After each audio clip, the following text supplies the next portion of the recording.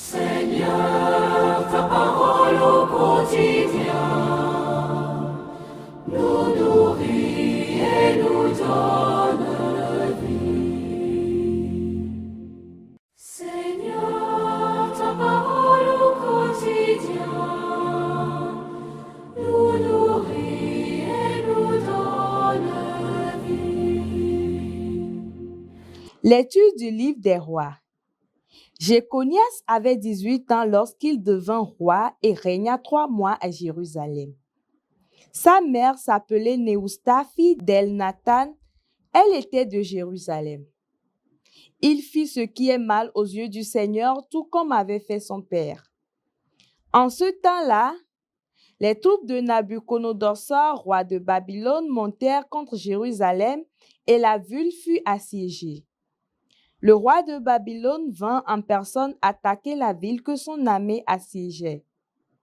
Alors, Jéconias, roi de Juda, avec sa mère, ses serviteurs, ses officiers et ses dignitaires, se rendit au roi de Babylone, qui les fit prisonniers. C'était à la 8e année du règne de Nabuchodonosor. Celui-ci emporta tous les trésors de la maison du Seigneur avec ceux de la maison du roi. Il brisa tous les objets en or que Salomon, roi d'Israël, avait fait faire pour le temple. Tout cela, le Seigneur l'avait annoncé. Nabuchodonosor déporta tout Jérusalem, tous les officiers et tous les vaillants guerriers, soit 10 000 hommes, sans compter tous les artisans et forgerons.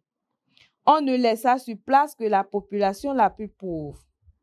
Le roi Jéconias fut déporté à Babylone avec la reine-mère, les épouses royales, les dignitaires, l'élite du pays. Tous partirent en exil de Jérusalem à Babylone.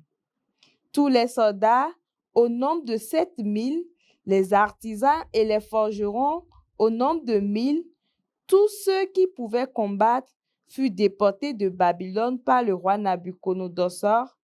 Celui-ci fit roi à la place de Jéconias, son oncle Mathania, dont il changea le nom en celui de Sédacias. Parole du Seigneur, nous rendons grâce à Dieu. Nous nourrit et nous donne vie. Pour la gloire de ton nom, Seigneur, délivre-nous. Dieu, les païens ont envahi ton domaine, ils ont souillé ton temple sacré et mis Jérusalem en ruine. Pour la gloire de ton nom, Seigneur, délivre-nous. Ils ont livré les cadavres de tes serviteurs en pâture aux rapaces du ciel, et la chair de tes fidèles aux bêtes de la terre. Pour la gloire de ton nom, Seigneur, délivre-nous.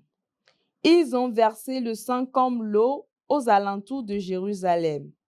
Les morts restaient sans sépulture. Pour la gloire de ton nom, Seigneur, délivre-nous.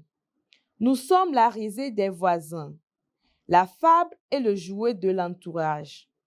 Combien de temps, Seigneur, durera ta colère et brûlera le feu de ta jalousie?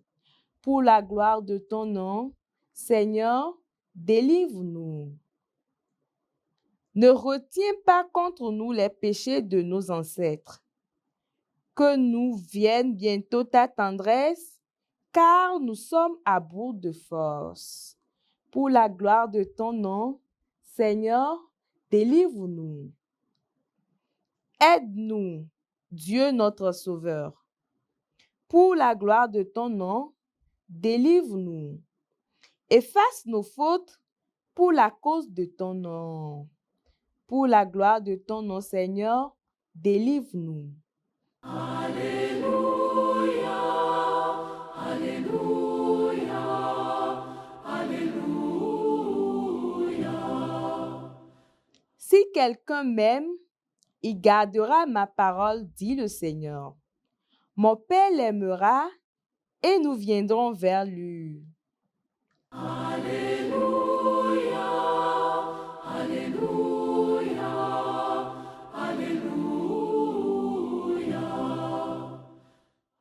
Le Seigneur soit avec vous et avec votre esprit. Évangile de Jésus-Christ selon saint Matthieu. Gloire à toi, Seigneur. En ce temps-là, Jésus disait à ses disciples, ce n'est pas en disant Seigneur, Seigneur qu'on entrera dans le royaume des cieux, mais c'est en faisant la volonté de mon Père qui est aux cieux. Ce jour-là, beaucoup me diront, Seigneur, Seigneur, n'est-ce pas en ton nom que nous avons prophétisé? En ton nom que nous avons expulsé les démons? En ton nom que nous avons fait beaucoup de miracles? Alors je leur déclarerai, je ne vous ai jamais connu. Écartez-vous de moi, vous qui commettez le mal. Ainsi, celui qui entend les paroles que je dis là et les met en pratique est comparable à un homme prévoyant qui a construit sa maison sur le roc. La pluie est tombée, les torrents ont dévalé, les vents ont soufflé et se sont abattus sur cette maison. La maison ne s'était pas écoulée, car elle était fondée sur le roc. Et celui qui entend de moi ces paroles, sans les mettre en pratique, est comparable à un homme insensé, qui a construit sa maison sur le sable. La pluie est tombée, les torrents ont dévalé, les vents ont soufflé, et ils sont venus battre cette maison. La maison s'est écroulée, et son écroulement a été complet.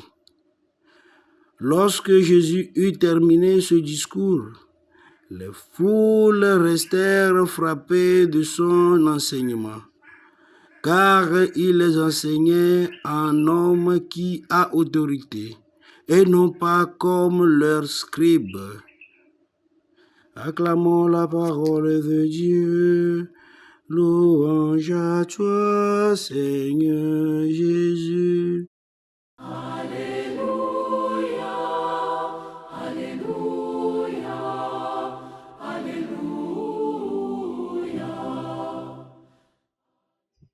Chers frères et sœurs, loué soit Jésus-Christ à jamais. Notre première lecture tirée du second livre des rois nous relate l'histoire de Joachim, ce jeune roi de Jérusalem qui s'égare de Dieu.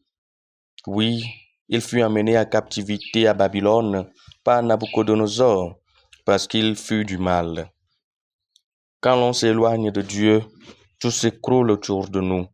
Quand l'on brise l'alliance avec Dieu, on voit que l'on perd tout. Joachim perd son trône, il perd le temple, il perd même son peuple, ses vaillants soldats et forgerons artisans qui sont emmenés à captivité.